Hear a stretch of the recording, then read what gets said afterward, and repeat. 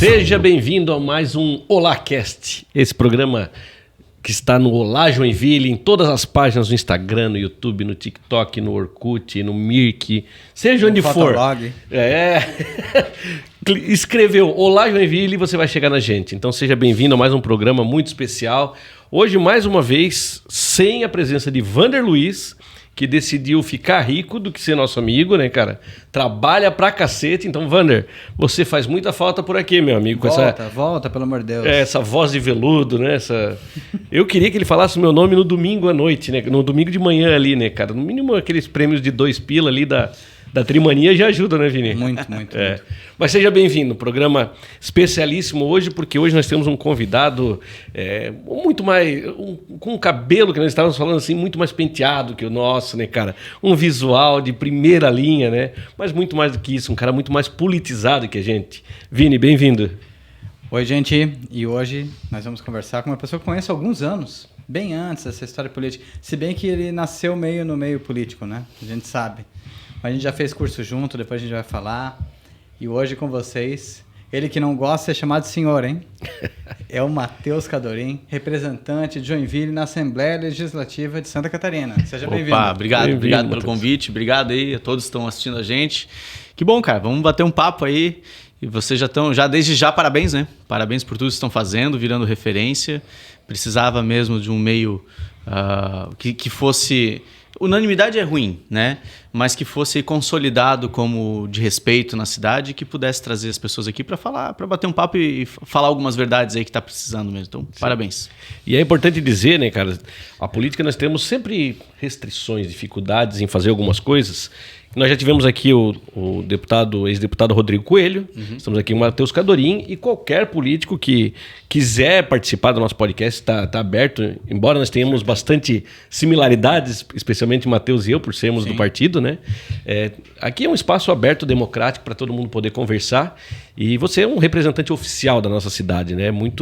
Fico muito feliz de tê-lo lá, você sabe disso. Obrigado. Mas hoje é um dia da gente entender um pouquinho como funciona a Assembleia Legislativa, alguns bastidores, olhar para o passado, mas principalmente para o futuro aí. Mas, Matheus, primeira pergunta para ti. Manda. Ser um deputado é aquilo que você esperava ou não?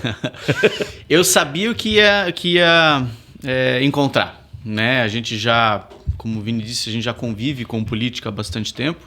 Nunca tinha ido para a linha de frente, né?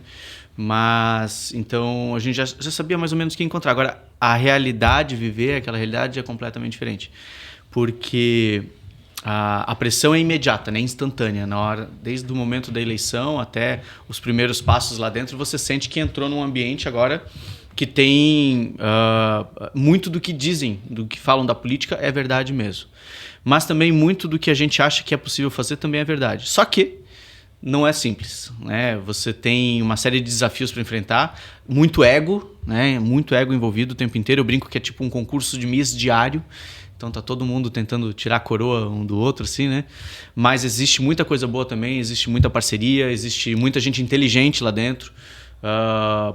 E ali é meio que um espelho do Estado, né? Então você tem gente muito boa, tem gente que você não concorda com o que fala, o que pensa, mas se for coerente eu até respeito, né? E tem aquelas pessoas que efetivamente você tem que tomar muito cuidado, né? Tem que estar sempre com um pezinho atrás, enfim. Mas como eu já venho da iniciativa privada há bastante tempo, trabalhando na iniciativa privada, a gente matava um leão por dia, né? Então não tem muita diferença de entrega de gestão, de prazos, de metas, pelo menos é isso que a gente imprime lá dentro. O que tem de diferente mesmo é a politicagem, né? Que isso não é legal. Política é legal. Política é bom discutir, debater e tal. A politicagem é que atrapalha. Então eu prefiro me manter afastado disso e manter minha votação coerente, né? E por enquanto estou levando bem, estou indo bem, né? Me sinto bem acolhido lá, sou respeitado. E tudo que eu achava que ia encontrar, eu encontrei e mais. Então é efetivamente o que eu achava que ia encontrar, mas eu encontrei muito mais por conta de que viver o negócio, viver a experiência é completamente diferente do que a gente acha olhando de fora. Isso aí, sem dúvida nenhuma. Então é isso. E quando nasceu essa vontade de estar na linha de frente, né? Assim, Vini, eu falei isso quando eu contava a minha história, assim, né? E é verdade. Eu sempre quis entrar pra política. Eu não sei se, assim, os adolescentes têm sonhos mais legais, né? Ser jogador de futebol, ser astronauta, sei lá. Eu queria entrar pra política. E fui me preparando para isso, né? Desde a minha formação, ter morado fora do Brasil, ter trabalhado no setor público, no setor privado, no terceiro setor, tudo isso foram escolhas que eu fui fazendo para poder um dia dizer assim, agora eu estou pronto para ser candidato, né? E se eu não tivesse optado por isso, eu poderia ter escolhido permanecer no exterior, morando no exterior, podia ter tentado vagas em empresas grandes, multinacionais, e ficado lá por dentro, né? Até hoje, financeiramente, com certeza estaria melhor e com menos problema também, né? Menos cabelo branco. Mas essa questão de propósito, de decisão de vida, eu tenho comigo há muito tempo. Então, foi um planejamento que foi feito ao longo de quase 2 décadas para, no momento certo, eu me candidatar e entrar, né? Então, eu sempre quis. Se alguém pergunta, assim, desde que eu me entendo por adulto, eu sempre quis entrar para a política. E foi de primeira que você já entrou e já se elegeu? Foi assim, a eleição foi de primeira, né? Mas o planejamento não foi, né? Então, eu fui convidado para ser candidato a vereador, a vice, a deputado ao longo dos últimos anos, especialmente nesse período que eu fiquei à frente ali da gestão dos bombeiros voluntários. Porque é um cargo que dá bastante visibilidade. Sim. E a gente estava fazendo um trabalho legal lá. Mas aí faltavam 3 coisas. Faltava, primeiro, eu me sentir profissionalmente estabilizado, né? Então, falar assim, agora eu não preciso mesmo de política para viver, né? Se eu pego o meu currículo aqui, vou trabalhar em outro lugar, tá tranquilo. Segundo, o partido certo, e até então o Novo não existia, né? O Novo é uma coisa bem recente. E terceiro, receber uma proposta, um convite certo, né? Então foi quando juntou essas 3 coisas de eu me sentir, agora eu estou bem, estabilizado profissionalmente, achei o partido certo, que era o Novo, me filiei, né? Comecei a estudar o partido. E o terceiro veio o convite do prefeito. E o convite do prefeito foi mais legal ainda porque foi assim, quer ser candidato? Eu falei, quero. Então vai fazer o curso para deputado. Eu falei, olha, que legal. Isso sim é um partido que leva a sério a condição do pessoal que se candidata a mandatário, né? Eu falei, bom, é aqui que eu quero estar. E aí deu tudo muito certo, né? A gente fez o curso, passei e a gente foi pra rua fazer a campanha. A campanha, né? O Murilo sabe, a campanha do Novo não tem recurso, né? Então é muito os 3 S's, né? Que é suor, saliva e sola de sapato. E tinha mais um S lá, qual que era? O Tramontim repetia, né? Tinha mais um S, já lembramos. Mas é muito pé no chão. E aí eu consegui condensar no panfleto esses anos de história, né? E aí fui para a rua com uma equipe reduzida, mas a gente foi pedir voto, enfim, e deu certo por vários cenários, né? Primeiro, um cenário de dificuldade, onde todo mundo foi exprimido por conta da votação que foi polarizada, né? Então você teve Bolsonaro e Lula, e a gente tinha o nosso próprio candidato, então até explicar isso para as pessoas era complicado, apesar da gente ser de direita e tudo mais, as pessoas elas estavam bem focadas em Lula ou Bolsonaro, né? E segundo, a gente teve chapa completa, então não tinha nem o governador conhecido, né, que era o Tramontim, mas enfim, tinha bastante chão ainda para percorrer. Tinha o Barbosa, que é um cara muito preparado, mas para senador realmente ele ficou bem aquém do esperado, porque a votação dele também foi baixa, ele não era tão conhecido como os outros, né? E federal a gente tinha a Tânia Arada aqui em Joinville, que aí sim tinha um nome de peso, e nós, né? Então a gente tinha uma chapa completa, só que ela era a Tânia, apesar de ser um nome excelente, ela também era a primeira candidatura dela, então não tinha recall, passado, nada. Então era uma chapa completa, muito capacitada, mas que não tinha essa força toda política, né? Então foi muito pesado essa primeira tentativa, mas isso foi. E aí a gente foi exprimido, não só eu, mas todos os candidatos do Novo, a gente fez menos votos do que a gente esperava.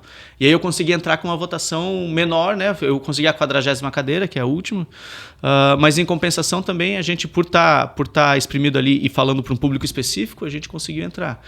Então teve altos e baixos da campanha, né? Que a nossa capacidade financeira era muito menor que a dos outros também, mas em compensação a gente tinha um propósito muito claro e no final das contas deu certo, né? Uma pena eu estar sozinho, a gente poderia ter elegido mais deputados, mas a gente mantém aí a nossa cadeira dentro da Assembleia e faz um esforço aí para na próxima a gente aumentar com certeza. E é importante que as pessoas às vezes não entendem, mas como é que funciona para eleger as contas do quociente eleitoral são bem complexas, né? Teve gente que fez muito mais votos do que o Matheus e não entrou, e etc. E essa proporcionalidade é interessante. Mas eu fui colega do Matheus disputando a vaga, e a primeira disputa que acontece é dentro do próprio partido. Porque se o partido fizer a quantidade de votos para uma cadeira, quem é que entra? O mais votado. Então tu tem que ser mais votado que os teus colegas do partido. E foi o que aconteceu com o Matheus, né? Eu fiz um pouco mais de 8 mil votos, o Matheus fez 12 mil votos, e foi uma eleição assim onde a gente estava nos mesmos lugares muitas vezes e tal. E, cara, eu tenho muito orgulho de dizer que nós somos amigos hoje. Porque é muito fácil tu arrumar um inimigo dentro de uma campanha dividida, assim como a gente fez, sabe?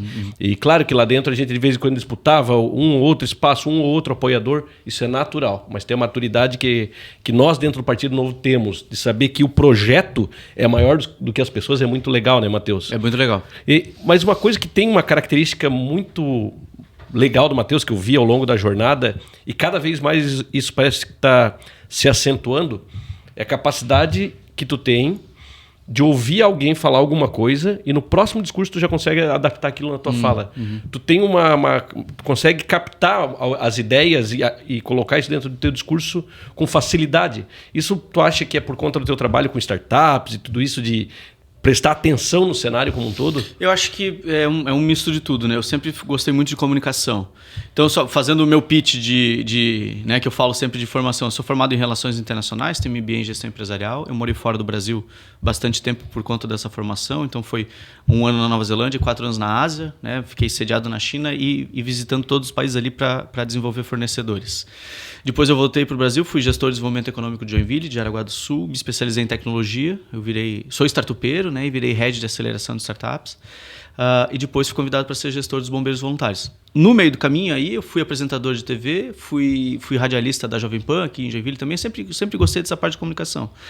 E essa questão de acho que pensar rápido, né? Que acho que é o que a gente mais desenvolve ali na hora da locução, principalmente, ao vivo, pergunta, você tem que estar atualizado.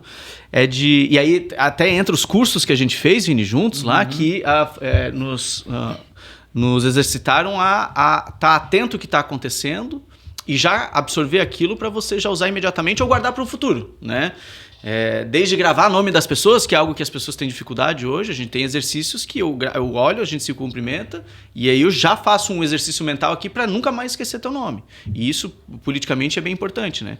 E essa questão de usar o tema já é mais estratégia, porque quando você vai fazer discurso, primeiro você tem que saber se tu vai falar. Né? Agora a gente já está mais escolado, a gente já liga antes, nós vamos ter fala ou não, porque se tiver fala aí tu já busca artifícios, mas dificilmente isso acontece. Então tu chega lá, tu vai falar, beleza, tu tem 2 minutos para pensar no que tu vai falar, e aí usar a fala do anterior é importante porque, primeiro, mostra que tu está prestando atenção no que ele está falando, mostra respeito àquilo lá, e segundo, exercita também a tua capacidade de eu tenho aqui uma construção do que eu vou falar e eu vou pegar esses artifícios aqui. Então isso é para a vida toda, não é uma questão política, né? É uma questão de efetivamente estar prestando atenção no que está acontecendo ao teu redor, né? E claro, você tem que estar informado do que está acontecendo. Então se eu vou falar de ponte, eu tenho que saber quanto custou, há quanto tempo está sendo esperado, né? E aí você pega detalhes com a fala do anterior. De onde vem o financiamento. De onde vem o financiamento. E você pega detalhes de quem falou antes de você para poder enriquecer isso. Então é tudo exercício, na verdade. É tudo uma questão de efetivamente você estar presente naquele lugar, prestando atenção no que está acontecendo e usar aquilo a teu favor. E claro, aí se você... Isso é prática, não tem outra explicação, né? Tem gente que tem mais facilidade, tem gente que não tem. Então, como eu gosto disso, eu sempre tento exercitar isso, né? Essa é uma coisa que a gente vai melhorando aos poucos também, né? Eu acho que estou longe ainda de ser um excelente orador, mas quando eu me empolgo, quando eu me emociono, assim, eu tenho alguns discursos que eu me orgulho bastante, assim, que eu fiz. Ô, Matheus, eu olho para a Assembleia e são deputados às vezes que a gente nem conhece, né, cara? Tem muitas pessoas que têm um trabalho mais para a região oeste, região sul e tal. Mas eu vejo o deputado Mário Mota como o mais queridão, assim, parece um cara muito legal, né, cara? Mas eu olho para lá, eu te vejo muito sozinho por ser o único do Novo, muitas vezes votando sozinho. E quem está muito preso dentro de uma narrativa, principalmente nos extremos, né? Eu sou extremo qualquer coisa, não importa o que o outro escreveu. Se foi o outro que escreveu, eu não vou levar adiante. Como é que é para ti? Tu tem que estudar mais para poder dar o teu voto? Porque tem gente que vota importando quem é o dono do projeto. Uhum. Né? Mas o projeto às vezes fica deixado de lado ou menosprezado. Como é que é isso? Eu falo que eu sou independente, né? Às vezes o governo quer me colocar como oposição. Eu não sou oposição, eu sou independente. Se veio projeto bom, como eu já fiz na maioria das vezes, eu ajudo a aprovar. Eu vou lá, capto votos, explico o projeto para os colegas que porventura não tenham lido e ajudo a aprovar. Quando vem projeto ruim, eu vou votar contra. Né? Então, é uma questão de coerência. Eu voto o projeto independente do governo. Eu não voto com o governo independente do projeto, que é isso que você está falando. Quem que fez? Aquele lá eu não gosto. Não quero saber o que é. Pô, mas é excelente. Não quero saber. Veio dele e eu não vou votar. Né? Isso jamais vai acontecer com a gente. Né? Então, e por vezes, por isso que eu voto contra. Porque o projeto não faz sentido com a ideologia econômica liberal, né, quando vem do governo e quando vem dos outros partidos mesmo, aí eu tenho que estudar com bastante cautela, porque o Novo efetivamente segue a sua ideologia. Uhum. Né? Os outros partidos, eles acabam, né, quando a gente fala mais de centrão, eles vão mais por onde fica mais conveniente, onde fica mais fácil de explicar, ou que efetivamente seja do interesse deles. Mas para nós é uma questão de responsabilidade com o branding que o Novo tem, né, a marca, que é de ter essa coerência partidária. E é tão forte isso dentro do Novo, e a gente sempre fala isso é verdade, eu não preciso ligar para o Gilson Marques lá em Brasília ou para algum dos nossos vereadores aqui em Joinville para saber como eles vão votar determinada pauta. Eu sei como eles vão votar, porque eu votaria igual. Então a gente vota conforme o projeto está desenhado dentro da nossa ideologia de liberalismo econômico. Se está fora, está fora. Veio do Adriano. Cara, nós não vamos aprovar. É óbvio que ele não vai partir uma coisa dessa, mas usando como exemplo, se partisse, seria dever dos vereadores não aprovar. Assim como acontece em Minas, assim como acontece em outras cidades. Né? Então o Novo ele tem essa característica de coerência que é talvez o que mais falta hoje na política. Coerência. Você tem muito partido de direita votando em pautas de esquerda e vice-versa, por conta de uma conveniência, e quanto mais lá você vê em Brasília, aí a gente está falando de cifras milionárias e tudo mais que a gente sabe que acontece. Né? Então, essa é a responsabilidade que eu tenho aqui de estudar, e isso, por vezes, me traz bastante dor de cabeça também, porque daí eu sou o único a votar contra pautas grandes, e aí a mídia cai em cima de mim, os deputados vêm para cima de mim, a população vem para cima de mim, enfim, então... E aí tem que realmente estudar para saber se explicar, né? Exatamente. Se justificar. E toda vez que eu vou votar, eu explico por que eu tô votando sim ou por que eu tô votando não.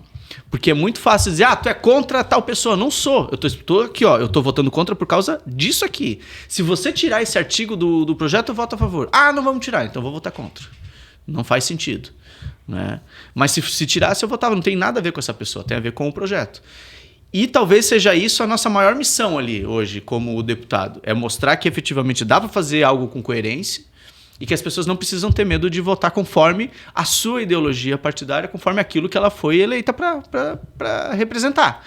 Que eu tenho certeza que os eleitores do Novo, que aliás são os que mais me cobram, tá? Mais do que qualquer outro deputado, eu sou o mais cobrado pelas minhas votações, porque aqui tem uma questão assim, eu vejo que o pessoal que vota no Novo, já começa a estudar mais a questão partidária, eles não vão lá pedir coisas para trocar voto, né? Gasolina e tal, essas coisas assim que a gente sabe que ainda acontece. Agora, ele vai estar me vendo absolutamente todo dia o que eu estou fazendo, o que eu estou falando na tribuna, como é que eu votei em tal projeto. Então a cobrança não é imediata ali antes do voto e acabou. A cobrança é durante os 4 anos o que eu estou fazendo, se eu estou mantendo a coerência. Esse é o tipo de eleitor que a gente precisa cada vez mais conscientizado. Dificulta a minha vida? Dificulta. Mas também facilita. Porque eu sei como que eu preciso votar e eu sei como que o meu eleitor entende que eu preciso votar. Então, se a gente defende... E que efetivamente a gente acredita que é a melhor forma possível. Né? Que é o que está faltando hoje no Brasil. Que é... A gente não experimentou ainda de verdade um governo de economia liberal. A hora que isso pegar, que é o que aconteceu em Joinville...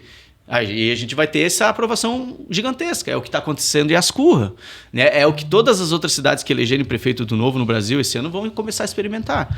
Aí a gente vai começar a crescer efetivamente. Mas não é fácil. É uma tarefa árdua e precisa de bastante estudo mesmo, precisa de preparo para poder depois manter firme a resposta. Né? Por que tu votou assim? Né? Então essa é o que mais pega lá, com certeza. Antes da pergunta do Vini, aí, lembrando que nós estamos gravando, que dia hoje? 23 de setembro, a gente não tem o resultado das eleições ainda 2024, então a gente está falando de algumas suposições ao longo da entrevista aqui, sim, né? Sim. Mas então estamos gravando antes das eleições. Mas se você quiser patrocinar o nosso programa, vai um recado especial. Estamos aqui nos estúdios da Motiva Filmes, nossa patrocinadora desse podcast. Mas também, se você quiser patrocinar, faça contato com o Olá Joinville. Aqui, ó, o WhatsApp, o Renan vai deixar. Entre em contato com a gente, nossa proposta está pronta, está muito bonita. A gente vai ter o maior prazer em enviar para vocês, hein? Não, e hoje o canal com maior influência de Joinville. Eu tenho orgulho de dizer que estou do lado do Vini aqui, porque, cara, todo mundo vê o Olá Joinville. A galera faz a agenda do final de semana procurando na tua página, né, cara? Cara, não sei como é que ele não tá super obeso, né? Porque o que ele come... Tá louco, cara. Meu Deus do céu, cara. Um dia se tu precisar de um ajudante ali, alguma coisa, né? Sobrou meus segredinhos. Sobrou 4 hambúrgueres desses todos aqui que a gente tá mostrando. Tem pessoas que me ajudam nos bastidores. Os garçons comem. Eu tenho meu limite de mordidas, né? Tem. Senão vou ter que fazer uma permuta com uma bariátrica. Né? Não é fácil. Ô, Matheus, até falando do alcance da rede social hoje, né? A gente sabe que uma rede social é uma disputa por atenção. Certo. Então a gente não tem uma fórmula mágica para dar certo. Então eu vejo que está apostando bastante na criatividade, né? Fazendo de alguma forma que as pessoas queiram te assistir, né? Sim. Aquele gatilho dos primeiros segundos ali tem funcionado muito bem, né, cara? Uhum. Cara, o que acontece? A gente tem um trabalho sério, né? A política não é algo assim super divertido. As pessoas, em geral, elas não gostam de falar de política. Só que, efetivamente, isso gerencia a nossa vida, né? E se você não está interessado, alguém vai estar. E se essa pessoa não for do bem, ela vai gerenciar a tua vida usando a política a favor dela. E a gente fez vários vídeos no início, assim, com conteúdos densos, informações super importantes, mas era meio jornalístico, a gente explicava o que estava fazendo. Cara, engajamento assim, aí vamos ter que jogar o jogo, né? É o que está acontecendo aqui, vamos fazer o algoritmo trabalhar pra gente.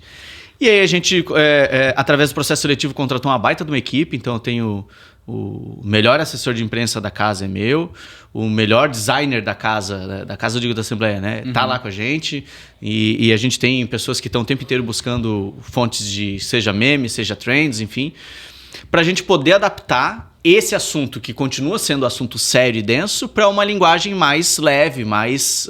popular. Popular, enfim, mais... que as pessoas possam absorver melhor, né? E aí vem todos esses vídeos que a gente tem feito ali. Eu virei produtor de conteúdo, basicamente, assim. O que a gente faz de vídeo, cara, é muita coisa. E eu tiro o chapéu pra eles porque eu gravo, sei lá, as falas curtas, assim, de 30 segundos, né? E sai aqueles vídeos com animação, né? E o pessoal tá reconhecendo bastante o trabalho nesse sentido. Passamos as informações com um pouco mais de humor, um pouco mais de leveza, lúdico, né? Um pouco mais lúdico. E aí tá entregando. Agora o algoritmo encontrou a gente lá, percebeu? E nós temos a comunicação que vai desde o TikTok até o LinkedIn, né? Então, às vezes até é o mesmo assunto, só que a gente tem que tratar ele para diferentes públicos em cada uma das plataformas. E a gente tem feito isso, né? Hoje no TikTok está crescendo, ainda está pequeno, mas a gente foca muito no Instagram e no LinkedIn, né? Hoje eu sou o político mais seguido do LinkedIn, com o mandato mais seguido do Estado. E por quê? Porque lá a gente leva artigo, lá a gente leva um formato diferente. Lá tem funcionado bem também desse jeito.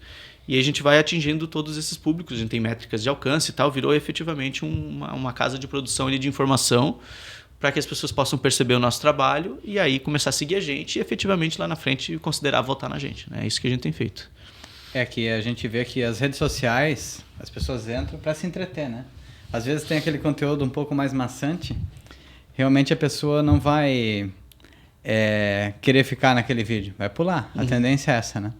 E você buscando um conteúdo um pouquinho mais divertido, né? Mais leve, né? Como você falou, a chance de o Instagram entregar melhor, né? O TikTok entregar mais é maior. Tem que jogar o jogo, né? Jogar o jogo. É o que a gente faz no Olá Joinville também. Os primeiros 5 segundos são cruciais pro vídeo dar certo. E eu faço, e eu como assim, exagerado. Eu não como assim na vida real, né? Sou um personagem nos vídeos. Não. Eu sou um personagem nos vídeos para poder chamar atenção, né? Mas abordando ainda esse tema. Agora a gente tem um fenômeno nas eleições, que é o Pablo Marçal. Né? Como você está vendo assim, essa parte de redes sociais dele? Assim? Ele... Só escolhe as cadeiras ali. Tem uma bem pesada. Aquela dói. Ele, primeiro tem que tirar o chapéu para ele que ele entende de marketing digital, né? O cara é um fenômeno, isso muito antes dele se candidatar lá federal, ele já sabia como mexer, como o algoritmo funciona. E ele pegou essa fórmula de ser mais agressivo, né? Com o grupo de extrema-direita, né, que trata os temas de uma forma muito mais agressiva e muito mais direta, que é uma forma de comunicação específica para esse grupo, e traduziu para dentro da pegada dele. E aí ele extrapolou isso para um outro nível. Né? Hoje ele, depois da cadeirada, inclusive, né, que só ali ele já ficou um milionário, né, com o tanto de visualizações que ele conseguiu mundo afora com aquele movimento. E ele está efetivamente usando uma ferramenta que ele aprendeu, né, agora nos últimos anos, que foi essa questão de usar a mídia especificamente com mais agressividade. E ele está usando. Não tem nada de ilegal nisso. Né? A moralidade de cada um tem a sua métrica, a sua régua, e aí você vai dizer até onde você acha que isso é viável ou não. Diz que tem um limite para isso, a gente talvez não tenha chegado lá ainda. Ou talvez chegou com a cadeirada, não sei. Né? Eu espero que sim, porque a política não pode passar para agressão física. Né? Eu acho até que a agressão verbal ela já tem um limite que é fácil de identificar também. Né? Mas parece que as pessoas elas se sentem motivadas com isso. Isso é muito ruim. A gente precisa voltar, baixar um pouco esses ânimos e começar a discutir ideias de novo, não ficar atacando as pessoas. Primeiro que no momento em que aí você tem que ir até um passo atrás. Quem é que os partidos estão colocando à disposição para ser candidatos? Isso Porque daí no momento que você coloca alguém que tem telhado de vidro, os outros vão começar a atacar um pessoal. Sim. Né? Então, essa seleção ela já é importante para que a gente possa ali já aumentar o nível do debate. Enquanto a gente está vendo esse circo, que essa gritaria aí, nenhuma proposta está sendo discutida efetivamente. É só o seu é pior que o meu. Né? Isso é muito ruim mesmo. Então eu entendo que, tecnicamente, ele está usando as ferramentas que ele encontrou, com a capacidade dele que ele tem midiática de transformar isso em coisas virais. Né? Só que aí nessa se perde o discurso de efetivamente pensar em coisas que vão dar resultado. Né? Então agora parece, né, a gente tá no dia 23, parece que ele mudou o discurso. No debate seguinte ele anunciou, vocês viram o pior de mim, agora vocês vão ver o Marçal gestor. Ele deu uma virada. Ele virou. Vamos ver se essa estratégia vai colar. Né? Mas enfim, tudo é caso pensado, tudo é, né, para tentar fazer esse ápice, chegar lá e agora mostrar que ele pode ser efetivamente um bom gestor. Vamos ver o que vai acontecer. Mas eu acho que, eu tenho certeza que se a gente descambar para violência e para agressão verbal direta, acabou, não faz mais sentido. Né? A gente tem que baixar esse tom e falar de propostas. Aí sim eu quero ver quem é bom de política, porque falar de proposta e convencer através de dados, números, embasamento científico, que é o que a gente precisa, porque só a intenção, boa intenção, todo tá cheio por aí, né? Agora, eu quero dar isso aqui de graça. Tá, da onde é que... Não tem de graça. De onde é que vai vir dinheiro para financiar isso? Né?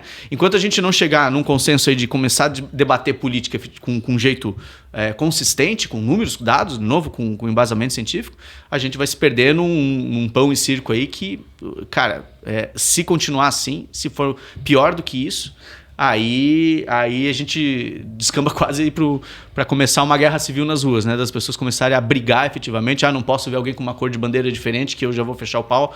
Então, cara, isso aí é muito perigoso, muito perigoso. Eu espero que a gente tenha chegado no limite, sinceramente. Eu acredito, inclusive, daí é minha interpretação, né? Hoje nós sabemos que a Meta é a principal fornecedora de qualquer eleição, né? Porque o impulsionamento, cara, é uma fortuna que eles ganham para que o material chegue nas pessoas, né? Mas só que pode-se colocar qualquer coisa. Por exemplo, um podcast como esse, a gente poderia estar entrevistando um candidato a prefeito, tá tudo bem. Porque não é uma concessão pública. Na TV e no rádio, não. Tem que entrevistar todos com o mesmo tempo, tem algumas regras. Eu acho que essa chegada do Pablo Marçal com esse jeito derrubaram as redes dele, pensando que ia corrigir. Pelo contrário, ele voltou mais forte. Vai haver uma regulamentação, provavelmente. Os tribunais superiores eleitorais aí vão... Eu acho que estão prestando atenção e alguma coisa deve mudar. Não sei se eu estou errado nessa interpretação.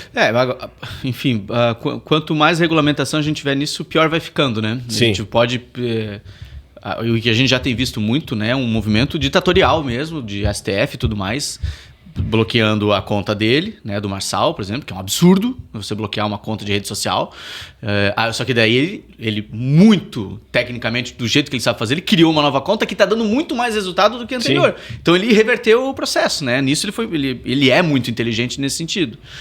Então a gente tem que tomar muito cuidado com essa questão de regulamentação, porque ou a gente libera todo mundo e usa as leis existentes para punir quem tá infringindo a lei, porque ficar criando regulamentação a partir do momento que ele conseguiu fazer uma conta nova. Vamos bloquear essa segunda conta também. Cara, aí nós estamos num... Aí não. Aí nós somos para um lado que a gente não pode ir, que daí a gente já está indo para um lado ditatorial mesmo, que é o que a gente menos quer. A gente quer longe, quer ficar longe disso, né? Mas é um problema sério que a gente vai entender ao longo do tempo, porque é tudo muito novo, né? Pela primeira vez na história das eleições brasileiras, vai ser usado mais recurso para mídia digital do que mídia impressa. Essas eleições já estão sendo assim, mais de 50% vai ser para mídia digital. Então olha a transformação que isso, a partir de agora vai ser só isso. Impressa, né? Que tu diz... Folder, bandeira, santinho... Coisa impressa, não é mídia tipo TV, rádio, né? É que a mídia TV, rádio, ela tem o custo de estúdio, né? De produção. Porque a veiculação, né? ela é gratuita, né? Sim. Gratuita. Ela não é paga, né? Diretamente pelos partidos. É pago pela gente, né? A gente tá pagando através de imposto. Que paga. Dia 20 eu paguei. Dói, né? Dói. Mas é isso. A gente tem que fugir dessa questão ditatorial de cercear a liberdade das pessoas falarem. Isso aí não pode acontecer de jeito nenhum. Isso é um problema sério e que a gente vai ter que se adaptar. A gente vai ter que entender quais são os limites até onde a gente pode chegar sem que isso aconteça, né? E aí, efetivo, eu acho que a melhor fórmula é, de novo, voltando lá atrás e colocando melhores candidatos à disposição. Aí a gente não vai precisar ficar pensando em como evitar que alguém dê uma cadeirada em alguém. Não vai ter isso, porque as pessoas vão estar discutindo ideias, projetos, né? E não tu é pior que eu, enfim, tu é acusado disso, tu é acusado daquilo e tudo mais. E como que tu tá vendo, como tu vê o futuro do Brasil em relação à política? E você acha que o brasileiro está evoluindo nessa parte de interesse sobre política? Eu vejo uma evolução, né? Eu queria saber a tua opinião. Eu tenho esperança, porque senão eu não teria nem me candidatado, né? Primeiro, eu não estaria nem morando mais no Brasil também, eu teria ficado fora. Então eu tenho muita esperança de que a gente tem sim um futuro melhor à frente, a gente consegue melhorar isso. No partido a gente tem 6 pontos muito específicos, um deles é visão de longo prazo.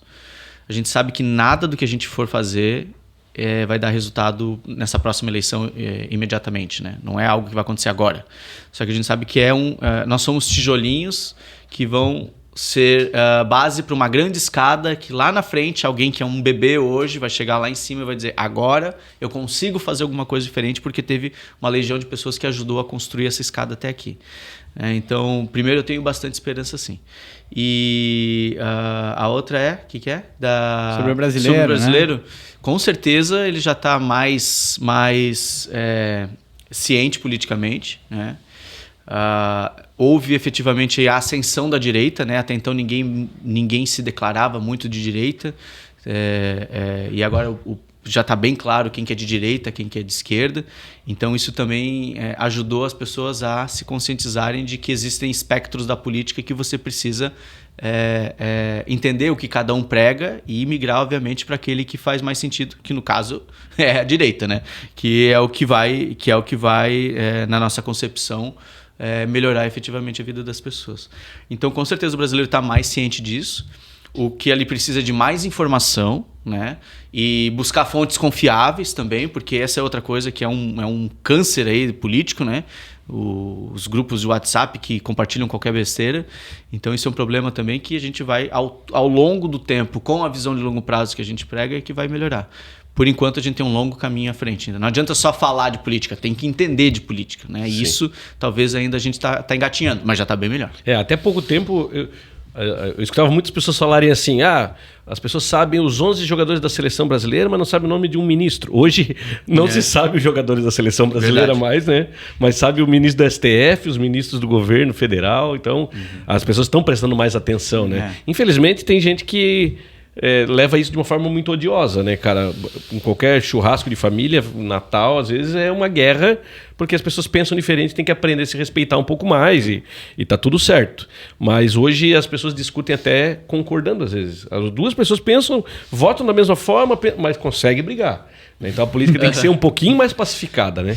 Ô Matheus, e falando em ser mais pacificada, você falou que é independente. Então, na Assembleia tem deputados de esquerda, deputados de direita, uns apoiam o governo federal, outros o governo do estado. Mas qual é a tua relação com eles? Né? Tu consegue conversar numa boa? Às vezes tu vai votar contra os caras, no bastidor ele tenta te prejudicar de alguma maneira. Como é que é isso? A minha relação é boa com todos, é republicana. Eu converso com todo mundo, eu respeito a opinião, mas eu não concordo com tudo, né? Então, mesmo com o pessoal de esquerda, a gente se cumprimenta, tá tudo bem e tal ali. Só que a forma como eles veem a política, né, e como o Estado tem que intervir mais na vida das pessoas, a gente vai totalmente contra.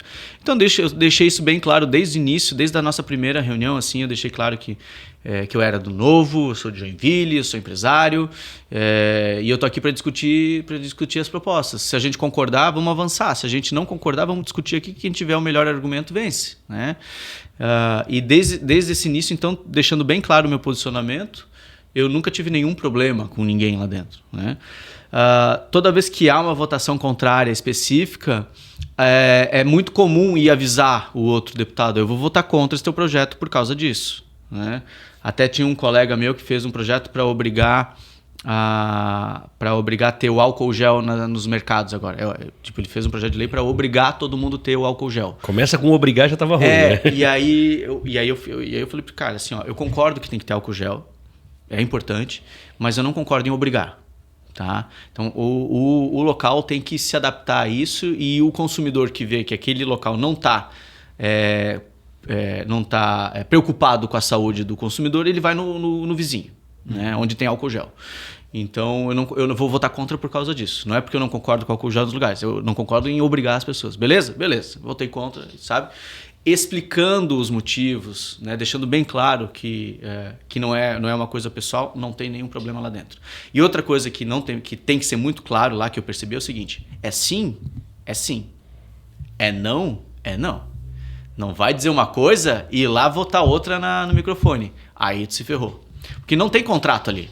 Ali é tudo no fio do bigode. Aqui é tudo assim. Então, se eu chego lá para ele, não, eu vou te apoiar, e chego lá e voto contra, cara, isso é um problema. Isso nunca fiz e nem vou fazer. Tanto é que o meu voto é o mais previsível da casa. Total. Eles já sabem quando chega um projeto lá se eu vou votar sim ou se eu vou votar não. E é engraçado porque eu sou de graça para eles, né? Porque se eu vou votar sim, não precisa me oferecer nada. Se eu vou votar não, não adianta me oferecer nada. Então, para eles é uma segurança em saber que aquele meu voto vai contar sim ou não, né? E é uma questão de respeito que eu tenho lá dentro, de ser coerente a ponto deles já saberem como eu vou votar. Então, isso aí não tem problema você votar não. Tem problema é você enganar. Uhum. E tem problema você votar não porque é pessoal, mas mesmo sabendo que o projeto é bom. Então, esse tipo de coisa eu evito ao máximo. Mas, emendando na tua fala, o que seria para os deputados, então, que participam mais do jogo, oferecer alguma coisa? Uhum. Para que as pessoas entendam o que é esse jogo. Tá, tem de tudo, tá? Tem desde eu passo teu projeto com mais velocidade na comissão, tem também possibilidade de participar de algum projeto específico de emenda, né? Então, esse tipo de coisa, assim, e tudo, assim, legalmente estabelecido, né? Mas que eu questiono, por vezes, assim, se vale a pena eu me sujeitar a tirar um projeto que eu acredito que seja bom, porque alguém me ofereceu uma coisa à parte, né? Uhum. E eu nunca fiz isso e nem vou fazer.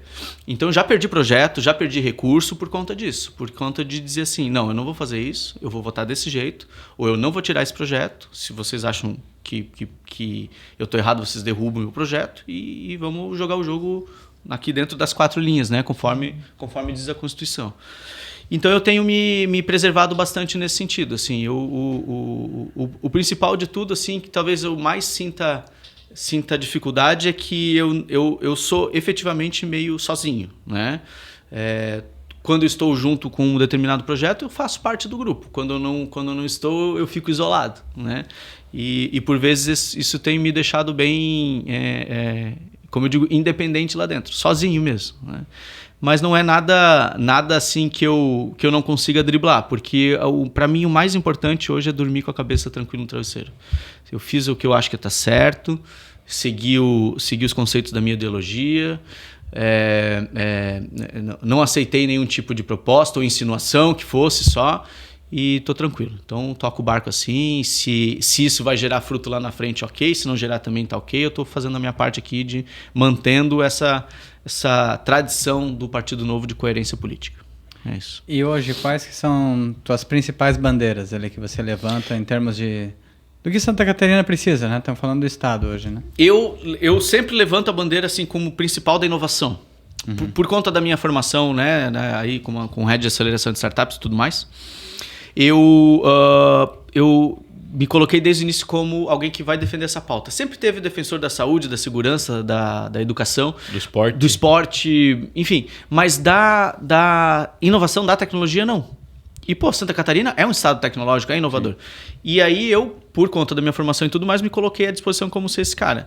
E tenho pautado muita coisa lá com relação à inovação, que não é só floreio, né? Não é só modinha, assim. São coisas que efetivamente vão mudar a vida das pessoas. Então, hoje eu já sou reconhecido como deputado da inovação, né? Por conta dos projetos que eu aplico, por conta das bandeiras que eu defendo. E a inovação, ela é transversal. A gente consegue falar de saúde em algum momento, de segurança, de educação, né? E é uma bandeira super positiva também. Então, de todas que eu defendo lá, além, claro, de uma educação técnica com mais eficiência, de investimentos em infraestrutura que sejam coerentes, né? Quando a gente puder conceder, por exemplo, eu vou sempre defender que a iniciativa privada participe mais da gestão desses recursos também. Tudo isso faz parte do nosso universo. Mas quando fala de tecnologia, eles já sabem. Deixa lá pro Cadorim que ele resolve. Então, missões específicas, projetos específicos, tudo está vindo para mim como o tema que eu mais defendo na casa, que é a inovação e tecnologia. Tu vira meio que um consultor dos outros deputados nesse assim tema? Como quando eu vou falar de segurança, eu vou falar com algum deputado específico. Quando eu vou falar de legislação tributária, eu vou falar com outro que é tributarista. E já virei, sim, referência com relação a esse assunto lá dentro. Né? Então... E o deputado The Flash, né? Porque ele... não sei se tu viu isso. Ele se elegeu e no primeiro dia de assembleia já tinha projetos protocolados. Aí foi apelidado como deputado The Flash, né? Explica isso. Quando eu fui eleito, a gente já começou a trabalhar o processo seletivo para contratar as pessoas para o gabinete, né? E aí lá no final de novembro a gente já tinha esse processo finalizado, tal. Então era só o pessoal muito bom mesmo, todo mundo referência na sua área.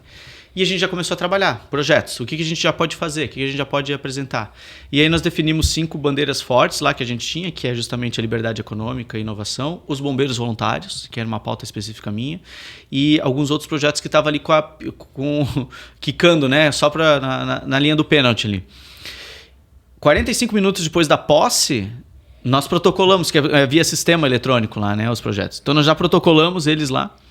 E aí acende um sinal lá nos computadores da Assembleia, né? Aí tava todo mundo lá comemorando, tomando café, enfim e tal. Aí eu falei, peraí, tem alguém trabalhando já. Quem é? Aí ele falou, é o novato lá de Joinville. Falei, esse bicho é The Flash, né? Já começou já. E aí pegou o The Flash, que foi já... E aí todo ano, quando abre a legislatura, né? O novo ano do mandato... Lá tá os nossos novos projetos já, o projeto número 1 2024, projeto número 2 2024. Aí o presidente até falou, deputado, Vossa Excelência é o primeiro protocolar esse ano. Aí eu lá do fundo, o ano passado também.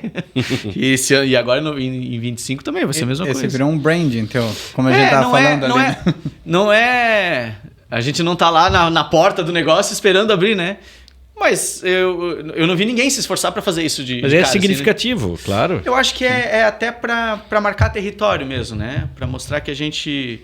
Como eu não tinha recall de eleições passadas, eu não tenho um grande campo eleitoral, enfim, eu tinha que mostrar trabalho. Basicamente isso. Eu tinha que chegar lá e mostrar, peraí, eu não tô aqui para brincadeira, eu tô aqui para trabalhar mesmo, né? E esse foi talvez o maior desafio do primeiro ano, né? Marcar território, mostrar que a gente tinha competência, que nós tínhamos conhecimento específico de várias áreas, que a gente não tinha experiência política de mandatário, mas a gente traz bastante experiência do setor privado, mais do que a maioria absoluta lá de dentro, tá? Inclusive. Então é esse equilíbrio que a gente precisava colocar ali dentro e mostrar que a gente estava lá para trabalhar mesmo. E deu certo. Então hoje o pessoal já respeita bastante, já sabe que determinadas pautas sou eu que resolvo. E mantive uma convivência muito harmoniosa com todo mundo e aí ganhei o respeito deles todos também, nisso também. Porque quem faz a coisa bem feita constrange quem não faz, né? No mínimo o cara vai ter que correr atrás, melhorar o gabinete dele. Pô, me ajudem aí, porque o cara lá vai atropelar. E a gente começou a pensar em coisas inéditas, né? Então, por exemplo, o primeiro projeto de lei do Brasil com inteligência artificial foi a gente que fez. E aí ninguém fala... Foi no início do ano passado, tava bem no início que ia dar aquela explosão que já tem hoje, né? E foi muito legal, porque eu li o projeto, todo mundo achou legal. Eu falei, pois é, mas não fui eu que escrevi. Isso na tribuna. Aí os deputados assim, não, a gente sabe, né? Foi assessoria e tal, né? Falei, não, esse é o primeiro projeto de lei do Brasil feito com auxílio com a inteligência artificial. Aí ficou um silêncio no plenário, assim, né? E obrigado por aceitar, estamos protocolando ele e tal. Aí 6 gabinetes ligaram. Enquanto eu estava no plenário, lá já 6 gabinetes ligaram para o nosso... o que vocês fizeram, como é que faz, tal. Nós fomos lá, explicamos, mostramos, é assim que faz, tal. Hoje, vários deles usam. E tá ótimo. O negócio é você trazer a novidade, implementar, mostrar que é legal e fazer os outros e correrem atrás também. Também é uma tarefa nossa, de trazer coisas diferentes, né? Trazer inovação de verdade, não só falar de robô e aplicativos em geral. O que funciona, o que vai ser o futuro. Né? Então, do primeiro projeto de inteligência artificial até hoje, um programa para educação ética, o uso ético da inteligência artificial nas escolas, que é o programa que a gente acabou de lançar, né? Vai passar pelas comissões agora. Tudo isso aqui é uma construção para que a gente possa colocar Santa Catarina como estado modelo no uso dessa ferramenta aí, que não tem como escapar. E nem é para escapar, é para você saber como usar. Né? Exatamente. É uma ferramenta que todo mundo vai ter que usar. Então, se a gente sair na vanguarda e na frente, depois o estado vai ser referência para outros estados. Então, é isso que a gente quer. Esses dias eu estava falando com meu filho sobre inteligência artificial, né? Filho, todo mundo já usou. Ele falou, não, pai, tem gente que não usa. Eu falei, filho, abre tua mochila. Não tem a calculadora aí, inteligência artificial? Verdade. O Google, né? Essa é vintage, né? Mas começou por ali, né? Ô Matheus, mas tu falou que o pessoal olhou e falou, ó, o novato de Joinville lá trabalhando. Mas e você, quando olhou para os outros, quem eram os outros? Qual a experiência que os outros traziam para a Assembleia? Eu fiquei uns meses, assim, meio em estado de choque lá dentro ainda, né? Porque você é catapultado para uma situação que você vê na TV, né? E você tá lá dentro, quando começa a sessão, fecha a porta, ninguém pisa lá dentro a não ser deputado. Então é um negócio assim, um cerimonial centenário, histórico, que agora a gente faz parte dessa história. Então eu olhava assim, tinha os caras que foram prefeitos 2 vezes, gente está lá 6, 7 mandatos, que você via os debates deles na TV e tal, e eu estava ali no meio sendo um deles, né? Então no início foi um choque, assim, né, pra gente poder absorver isso, mas aí é tipo um emprego novo, né? Cara, agora eu consegui, fui contratado e agora eu preciso mostrar serviço, né? Se eu ficar olhando pro meu colega ali de mesa, que é um cara que já tem muito mais experiência e resultado, eu vou ficar constrangido, né? Eu vou ficar aqui para baixo. Eu vou fazer o meu bem feito aqui, a ponto deles olharem para mim e falar assim, o que tu tá fazendo aí? Deixa eu ver que eu quero fazer igual. Então é isso que a gente fez. Como se fosse numa empresa mesmo. Resultado, meta, entrega, respeito dos colegas, e aí galgando o nosso espaço. Isso que a gente fez ao longo desse tempo. Mas foi muito engraçado no início, assim, tu vê aquele pessoal assim e tu tá ali no meio. Parece que tu tá dentro do... Sei lá, tá dentro de outro corpo olhando aquela cena, assim, sabe? É um negócio... Agora já me acostumei. Mas no começo foi diferente, assim. Foi complicado. E para 2026, já pensa? Já tem teus planos? É que assim, quando eu decidi que ia entrar na política, eu tinha uma meta de entrar de primeira E a partir do momento que eu entrasse de primeiro, eu ia traçar o planejamento futuro. Quando deu certo, a gente virou uma chave. Foram 20 anos planejando chegar onde eu cheguei. Quando virou a chave e deu certo, que o mais difícil era essa virada de chave. Não nos eleger, não se eleger, era muito mais difícil, dentro de todo o histórico que estava acontecendo. A polarização da eleição. Não se eleger era mais difícil. Se eleger era mais difícil. Não me eleger... Ah, tá. Era mais fácil, né? Mais fácil. Sim. Você falou mais difícil. Eu falei mais difícil? Desculpa. Não me eleger era muito, muito mais fácil. Era um negócio assim... Improvável, né? Se eleger era improvável. É isso, né? Por quê? Porque você tinha uma eleição polarizada. Porque a gente não tinha dinheiro. A gente não tinha equipe. Não tinha recall de eleições passadas. Em Joinville, tinha 53 candidatos a deputado estadual. De Joinville. Só dentro do Novo nós éramos 4. E Joinville tem a fama de eleger poucos deputados, Mas né? vamos lá. Primeiro, tem 400 mil eleitores. No papel, né? Teoricamente. 100 mil não foi votar. Já sobrou 300 mil. Bastante. 100 mil, quase 100 mil votou em gente de fora. Então sobrou 200 mil para 53 candidatos de Joinville. Tá? E aí é uma guerra de foice no escuro aqui, cara. Não tem como. O que acontece? Acaba que o voto do eleitor de Joinville ele é mais disputado do que o voto do eleitor lá do sul ou do oeste do estado. Por conta disso. Porque vem muita gente para cá tirar voto. E aqui sempre tem essa tendência de lançar muito candidato. Então tudo isso somado, eu me eleger era improvável. Né? Então quando teve essa virada, aí que a gente... percebeu, né, que... até me perdi agora. O que a gente estava falando? Sobre 26. 26. Tá, Isso mesmo. Quando a gente tava... Quando eu fiz essa virada, eu falei, cara, o plano deu muito certo. O improvável aconteceu. Agora eu tenho que planejar para frente. Então, quando veio essa virada, eu falei assim, agora eu tenho um plano para mais 20 anos. Que é 2 estadual, 2 federal e Senado. O meu plano é Senado Federal. Tá? Então, pode acontecer alguma coisa no caminho? Pode. Posso não me reeleger? Posso. Mas o meu plano é Senado. Então, 26 já está aí. E outra coisa que eu sempre criticava é que o político só pensa em reeleição, né? E, cara, assim, é meio que inevitável, tá? Vou te dizer. Porque a gente não pensa assim, tipo, vou fazer um favorzinho aqui, vou dar isso aqui, vou bater nas costas ali e tal. Não, o que eu tenho que fazer de projeto bom para ajudar essas pessoas, para que elas reconheçam que eu sou um bom político, um bom representante e cogitem votar em mim lá na próxima eleição. Isso é o tempo todo, cara. O tempo todo pensando nisso, né? Porque no final das contas, o voto é o resultado, é a consagração do nosso trabalho. Se a gente ganha bastante voto, é porque a gente fez um bom trabalho, né? Então, esse é o trabalho que a gente está fazendo. Então, o meu plano para 14 anos e meio agora é Senado. Então... E é curioso, porque a gente já conversou muitas vezes, somos vizinhos, inclusive, nos nossos escritórios aqui, né? E eu nunca tinha ouvido você falar de forma tão clara, inclusive com cargos. E nenhum político fala isso. Porque sempre assim, jogo, né? Vamos ver, vamos esperar lá, não sei o que e tal. Mas executivo não passa pela tua cabeça? Por exemplo, prefeitura, governo do estado, alguma coisa nessa linha? Assim, eu me reelegendo bem, agora em 26, eu naturalmente sou um nome para substituir o Adriano. Né? Sucessão. Para sucessão. Vai depender de uma série de fatores. Não é o meu plano inicial, né? Mas eu estou à disposição do partido também, né? Tem isso. Né? O que me importa aqui é ter uma construção que consolide o Partido Novo e que a gente possa crescer todo mundo junto. Eu entendo que o epicentro do Novo no Brasil vai ser Santa Catarina. E ela começa a partir dessa eleição de 24. Porque a partir de agora a gente já vai ter bases em várias cidades com vereadores, talvez alguns prefeitos, mais prefeitos eleitos. E aí a gente efetivamente começa a crescer. A partir daí, nós começamos a projetar 26, né? De verdade, assim, com clareza. Mas na minha cabeça, primeiro tem que ganhar 24 aqui bem, aumentar a bancada de vereadores. Aí a gente pensa em 26. Vamos para a reeleição? Para a reeleição, o que a gente pode fazer para puxar voto? Que eu não posso mais ficar sozinho, tem que aumentar a bancada na Assembleia. E aí depois pensar em outra coisa, né? Uma coisa de cada vez. Mas é inevitável pensar em reeleição, pensar em mais voto, pensar lá na frente.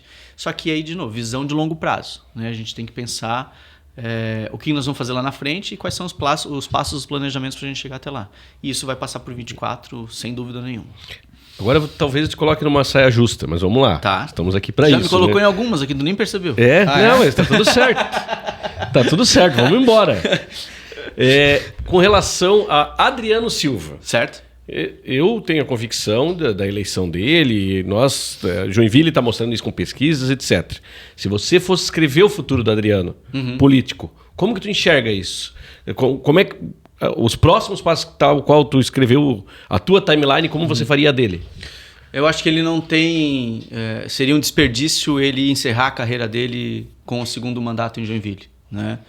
É um cara que mostrou uma capacidade imensa de liderança, um negócio absurdo, né? Ele conseguiu juntar opostos numa causa em prol da cidade, conseguiu implementar com trabalho sério uma série de ações que estavam paradas, esquecidas, teve a humildade de colocar gente melhor do que ele em determinados pontos ali, em pontos específicos, né? Gente que entende mais do que ele de infraestrutura, gente que entende mais do que ele de cultura, e deu liberdade para essas pessoas trabalharem.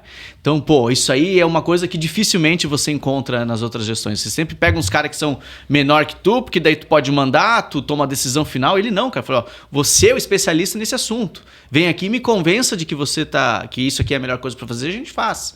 Né? Então, isso é ser líder, não é chefe, né? E isso ele mostrou com muita clareza, muita propriedade. Então, ele tem essa questão da eleição agora, ganhando bem, e o que a gente acredita que vai acontecer, naturalmente vai vir a proposta dele ir para governo, né?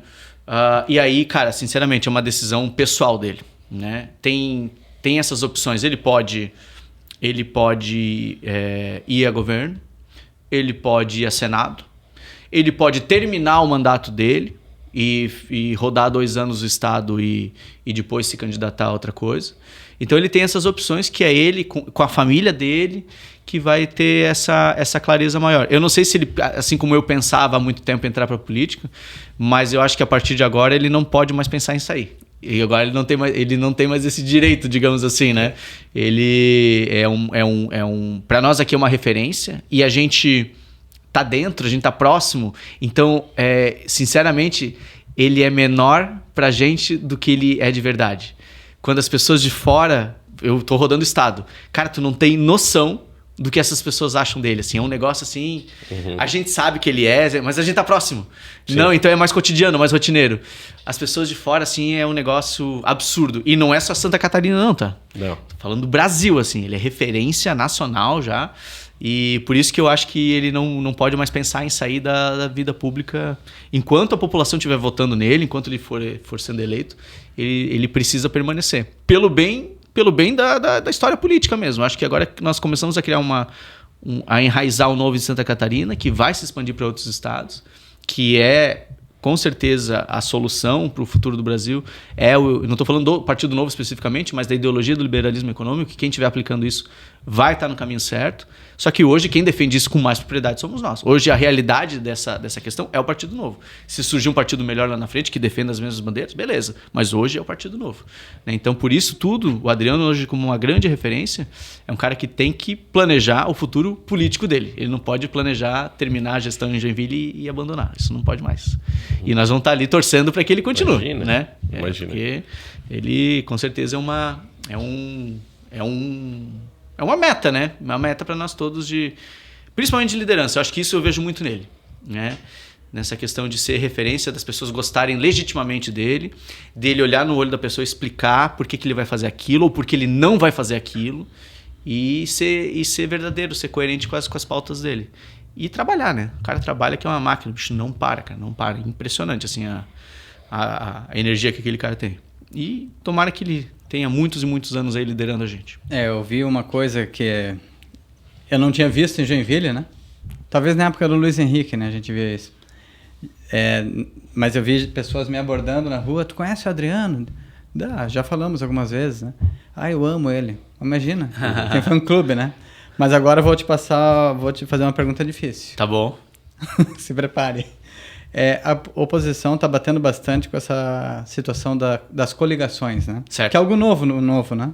Antes não tinha, né? Vamos lá, já explico. E o que você acha de positivo e negativo em relação a isso? No novo sempre foi permitido coligar, contanto que as regras estivessem claras, isso desde o primeiro estatuto, Sim. né? Contanto que as regras fossem claras e lá dentro do estatuto já determinava as regras. O que aconteceu aqui em Joinville foi o seguinte: quando o Adriano se elegeu, 15 dos 19 vereadores se elegeram em primeiro mandato. Teve uma renovação quase que total da Câmara. Isso foi um sinal claro da população joinvilense de que tinha que mudar a política, né? Um da velha política chegou na prefeitura pedindo cargo, já de cara. Para começar a conversar, dezenas de cargos lá. E aí o Adriano falou, não, aqui não tem cargo. Aqui vai todo mundo para o processo seletivo. Se você tiver alguém bom para indicar, indica, ele faz o processo. Se ele passar, ótimo, ele fica. Assim como ficaram secretários de primeiro escalão do governo Dudo, ficaram porque eram os melhores currículos que foram apresentados ali. Eles ficaram. Não tem, é continuidade do trabalho. Ficaram 3, né?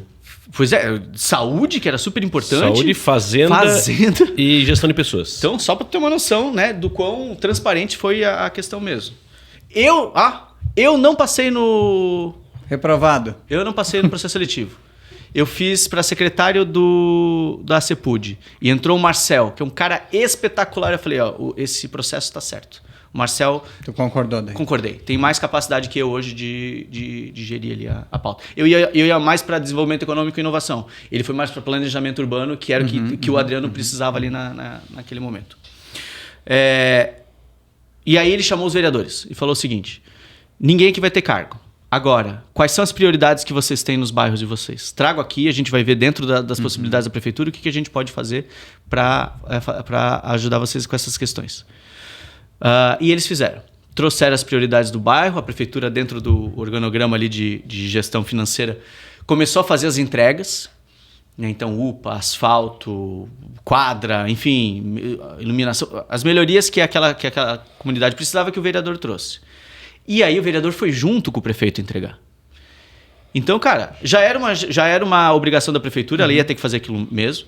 É uma obrigação do vereador conseguir levar as demandas da sua região, né? E é um benefício para a comunidade. Então ganhou todo mundo, ganhou a comunidade, ganhou o vereador e ganhou a prefeitura, né? Fazendo essa gestão, esse ciclo virtuoso de boas entregas. Foram 4 anos assim, com pautas importantes passando na Câmara. Falaram, olha, essa reforma aqui, administrativa, a Previdência, precisa passar. A gente precisa que vocês nos ajudem a aprovar e tudo mais. E foi feito assim durante 4 anos. Chegou perto da eleição, aí esses partidos vieram, prefeito, legal, foi massa, né? Estamos aí, foi 4 anos de parceria, vamos coligar? Aí imagina você agora no lugar desse vereador ou do prefeito, fala assim, não, aqui é novo, vocês para lá, eu para cá, vocês resolvem aí e a gente... Cara, eu ainda assim acho que o prefeito se elegia, talvez no segundo turno, tá? Talvez desse segundo turno. Mas e aí, como é que ia ser a relação com a Câmara na gestão seguinte? Ela ia travar tudo. Não só na seguinte, nessa que está finalizando. Nessa aqui, já ia ferrar agora. E aí, quem é que ia perder no final das contas? O Adriano? Quem ia perder? A população, porque daí ia travar tudo e, né? Ele falou, não, vamos coligar sim. Porém, com essas regras aqui. A Rejane é minha vice, então nós vamos de chapa pura. Não tem cargo indicado por vocês na prefeitura. Não vai aumentar o número de vereadores na Câmara. Fez uma lista, uma carta aberta. 7 partidos vieram nesse formato, né? Quem não veio, efetivamente, exigiu que tivesse participação na chapa majoritária ou qualquer outra coisa. E aí não foi aceito, né? Então foi assim, em respeito a tudo que aconteceu ao longo desses 4 anos, em respeito à parceria que houve e às boas entregas, que foi feita a coligação. E isso é uma coligação local. O Novo não tem cacique que diz assim, vai ser essa coligação em todo o estado. Então, onde fizer sentido, coliga. Onde não fizer, não coliga. E pronto. E assim o Novo se espalhou. Algumas cidades coligou, outras não, né? E aí, assim, agora na finaleira, começam a acusar. O partido tal é não sei o quê, e vocês estão coligados, é absurdo e tal. Mas do Novo ninguém fala. Do Adriano ninguém fala, né? Estão falando da coligação. Sim, mas a coligação foi feita por causa disso. Dessas regras que eu acabei desses fatos que eu acabei de explicar. E com essas regras abertas. Então não tem o que esconder, né? Não tem nenhuma maracutaia aí, nada. É isso aí, pronto. E pelo bem da próxima legislatura e da próxima gestão do prefeito, foi feitas as coligações e com certeza vai render ótimos frutos para a população lá na frente. Que esses vereadores que se reelegerem, com certeza já vão entender como é que funciona a prefeitura, não tem cargo, é entrega, é trabalho, e aí se você concorda, vem com a gente, se não concorda, aí você ou vai virar oposição ou lá na frente vai entender que vai ter que vir para poder ter também as suas entregas, ter também o teu resultado efetivo, que é o que você busca como mandatário, né? Fini, estamos indo pro final? Nem perguntei como que tá a carreira dele como DJ. Essa tá parada. Parou? Tá meio parada, Eu tenho feito só alguma coisa... aquela na casa de alguém, assim, e tal, né? Brincadeira, assim. Eu tenho pouco. Eu tô com equipamento super antigo também. Eu sempre ensaio de trocar, mas, cara, eu não tenho tempo nem de... Mas agora tem inteligência artificial. Pior que eu criei uma música de inteligência artificial. Eu criei também. Eu treinei. Depois eu vou mostrar pra vocês qualquer hora dessa. Eu criei algumas também. Mas é legal. O hobby é legal. Eu mantenho o hobby, né? De pesquisar música e tal. E é bom pra cabeça. Mas tocar efetivamente, não consegui mais. Nem todo mundo sabe disso, mas ele já tem até nome, que é DJ Putado, né? Como? DJ Putado. Essa eu não sabia. Carreira tá seguindo. Vamos lá, Vini? Vamos. Ele escolhe, né? O que é isso aí? É um pote Não é amigo secreto. feito sob medida pro programa, tá? As cores, ó. As cores. Justo. E não foi, né? Não, isso aí não é uma tampa de pote de bolacha. Tá bom. Não existe uma sustentabilidade por cima, tá? Entendi. E daí você pode escolher, a gente vai fazer a pergunta pra você. Sorteada. Vamos ver. E geralmente são perguntas difíceis. Sim, eu imagino. Vamos ver. Se tu levou sorte nessa. Essa é boa. E já foi algumas vezes que a gente fez essa aqui e é muito boa. O que te faz chorar e te faz sorrir? Meu Deus, que me faz chorar e sorrir? Eu acho que o meu filho me faz chorar e me faz rir. Por vezes, assim. Aliás, isso é uma coisa muito... talvez a coisa mais difícil da política, assim, é a ausência mesmo. Né? Você fica ausente, não tem jeito. Eu fico 3 dias por semana praticamente fora de casa. Pelo menos, né? E o meu filho tá com 6 anos agora, ele tá numa fase assim de criar personalidade e tudo mais, né? E eu sinto que às vezes faltava mais a minha presença, mais essa conectividade. Então a gente tenta compensar isso quando eu tô aqui. Quando eu tô aqui, eu tô com ele, né? E aí, cara, eu sou um chorão natural, assim. Então é apresentação de escola, eu me debulho, ele mostra um desenho e tal. E quando ele chega em primeiro na natação, né? Ou quando ele fala uma frase inteira em inglês, assim, cara, aí eu né, é a coisa que me deixa mais contente, assim, na vida. Então, depois... E é legal porque... cara, eu me elegi deputado estadual, sabe? Tô num negócio que eu sempre quis na vida. E a coisa ainda que mais me emociona é o meu filho. Não é tá lá, debater, ganhar um voto assim e tal. Ganhar um debate. É tá em casa com ele e ver ele crescendo, ver ele evoluindo e tal. Então, acho que essa é a coisa que me faz mais chorar e mais rir ao mesmo tempo ele. Legal. Agora o Murilo vai perguntar o que você vai sortear. Tá, essa. Vamos lá. Eu não tô pegando isso aqui, tá muito grande. Eu acho que é uma grande, pergunta né? muito extensa. Nessa fica fora. Ó, essa aqui é amena. Mas não é tão objetiva assim. A pergunta é, qual é a sua comida favorita? Mas eu não quero saber o que tu gosta de comer. Eu quero saber aquela comida emocional. Tá. Comida que bate no coração, que te traz lembranças de algum lugar, de alguém. Emocional, sem dúvida, é polenta com galinha. Isso aí, cara, é infância total. Família, né? Aquela família grande, italiana, uma barulheira, prato batendo e gente falando alto e piada e não sei o quê. E aí a gente, na casa do meu avô tinha uma parreira grande de uva, assim, a gente colhia uva para fazer o vinho. O vinho ficava horrível, mas era legal demais, assim, sabe?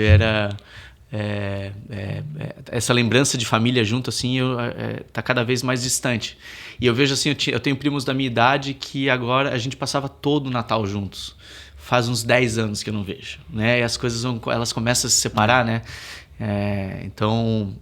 E esse prato específico que é simples, mas é um negócio assim que precisava de todo mundo junto, porque era no forno a lenha da minha avó em Nova Trento. E aí, enquanto ela estava preparando, estava todo mundo ao redor conversando e as tias se mexendo também e tal. Então, era um evento. Não era só um preparo de um alimento, né? Era um evento familiar. Então, eu acho que esse é o prato que e assim, eu comia de rolar, assim. Comia de... como se não tivesse amanhã, né? Lembro de adolescente, assim, que tu já sente mais fome ainda, né? Então, era uma peça de polenta, assim, era 2 toques, ia pro saco, né? Era bom demais. E é legal, né? Porque são coisas simples, né? Não precisa de coisa muito elaborada para ser feliz, né? E é isso, com certeza, eu lembro. Meus avós já faleceram, tal. Meus tios também estão já foi cada um para um lado. E essas coisas assim que a gente lembra com carinho. E talvez, né, fazer um esforço para conseguir manter essa tradição daqui para frente, né? Porque agora a gente é a família, né? A gente daqui a pouco vai ser os avós e tal. Então, o que a gente vai fazer para manter... Que tipo de tradição que a gente vai manter, né? Ou vai criar? Então, é isso que eu preciso começar a pensar desde já. Agora, a avó é a Dona Maria e o seu Anselmo, né? O pai e a mãe, cara, dois avô babão. E assim, cara, uma coisa muito, muito séria que eu ouvi uma frase esses dias que... se você cria os seus filhos bem, tu vai poder mimar os teus netos. Se você mima os teus filhos, tu vai ter que criar os teus netos, né? E eles criaram a gente muito bem. E hoje, cara, assim, os netos, quando vão lá, voltam tudo virado, né? Não tem mais horário, não tem... É amor sem responsabilidade, não, isso aí eles não querem nem saber. É chocolate na janta e daí não querem nem saber, né? E é coisa boa, né? Porque daí eles fizeram o papel deles e agora eles podem aproveitar de novo as crianças. Eles estão com 3 netos, né? Eu tenho o Nicolas, a minha irmã tem a Cecília e a Isabela. Então, para eles está sendo o máximo, assim, eles estão com saúde, estão aproveitando bem, isso que é importante também, né? De lá, o Nicolas vai para Piraberaba, lá ele vai colher fruta, ele vai, né? Enfim, andar lá naquela região lá que é muito bonita, né? E o meu pai tem bastante disso, os dois são agrônomos, né? Então a minha mãe cuida das flores, o pai cuida, tem um pequeno pomar em casa e tal, então isso aí tá passando para ele. Volta e meia ele vai lá, eu vejo a imagem dele regando planta e colhendo alecrim e tal, então tá legal. É bacana ver essa evolução, né? E tomara que a gente consiga passar isso para frente. Acho que essa é a responsabilidade também. Sem dúvida. Vini, antes de você fazer a pergunta final, eu tenho uma constatação na nossa conversa. Nós falamos mais de 1 hora sobre política e nós não falamos o nome do Lula e do Bolsonaro. Que coisa boa, né? Porque é isso que está, né, muitas vezes destruindo as conversas das pessoas. Né, que eu vejo que o brasileiro está se interessando por política, mas muitas vezes não tem maturidade. E não está focado só nesses 2 personagens. Virando uma briga, né? Eu acho que até a polarização, por um lado, é positiva, tá? Mas é que nem tu falou, não pode... Tem um limite. Tem um limite. E tem também uma teoria da ferradura, né? Que é a ferradura em forma de U. E ela tem na ponta elas meio que se aproximam, né? E a teoria da ferradura é que você tem 2 extremos sempre, mas às vezes eles são muito próximos. Então eles são 2 pontas, mas eles se aproximam em táticas, técnicas, enfim. A conduta, né? E isso é muito perigoso. Quando você tem um equilíbrio, né? Você consegue ver o lado bom de ambas as partes. Tem coisas que não tem como você concordar absolutamente, né? E a gente discorda muito, assim, cabalmente de 90 e, sei lá, o que a esquerda coloca ali a gente não concorda, né? Porque efetivamente você tem gente com ideias retrógradas, querendo implementar algo no país que não funcionou em lugar nenhum, né? E que precisam ser esclarecidas. E aí é o ponto principal. Eles têm essa capacidade de ir lá na universidade e conquistar esses jovens lá, porque lá é que ideologicamente isso é implementado. Eu lembro na faculdade, na minha, como isso era forte, sabe? E você ouvia isso e os professores falando abertamente, ou daqui a pouco subjetivamente, né? Então, isso é uma coisa que a gente precisa combater, que as pessoas possam ter a liberdade de pensar e de ver os 2 lados do que está acontecendo, né? Mas, por outro lado, também eu entendo que essas pessoas que estão no espectro que a gente não concorda, que a gente precisa se aproximar para mostrar o que está dando certo, o que é o certo e trazer para cá. Porque senão a gente fica só brigando, isolando, nós vamos ter um problema sério, nós vamos nunca sair disso, né? E se eles forem mais eficientes, é capaz de pegar alguns dos nossos. Então, o que a gente precisa é mostrar para essa turma toda que é mal esclarecida, mal informada, de que esse caminho está errado. Então, vem para cá, vem para esse lado. A gente quer mostrar para vocês o que está funcionando.